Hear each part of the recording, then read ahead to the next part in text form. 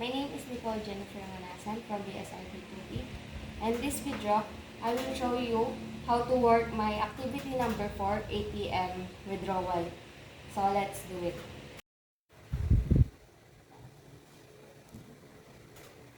I-run ang project. Tapos run. Ayan, nag-show dito yung ATM login natin. And maglagay muna tayo ng maling user para makita natin na nag-feed siya.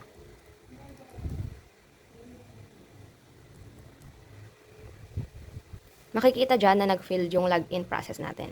And pakita naman natin yung true na pag-login natin.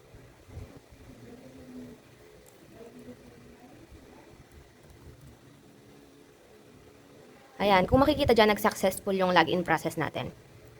Click OK, tapos ilaki natin yung window niya. Ayan, mag-withdraw tayo. Pakita muna natin dito na mag-withdraw tayo nang wala pang nalagay na pera. Ayan, makikita dyan na nagmali siya. But, kailangan muna natin mag-deposit para makapag-withdraw. Deposit. Tapos, lagay natin 1.5. Then, okay. Ayan, successful siya. Makikita naman. Tapos, mag-withdraw na tayo ng 500. Tapos, click okay. Ay. Wait, ulit natin.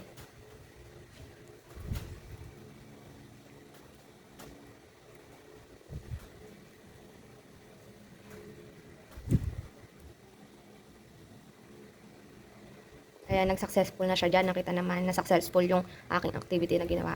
Tapos mag-check balance tayo. And then makikita dito kung magkano pa yung balance natin. Then click OK. And then log out. And successfully log out na. And ayan lang ang ating activity number 4 and it's done na.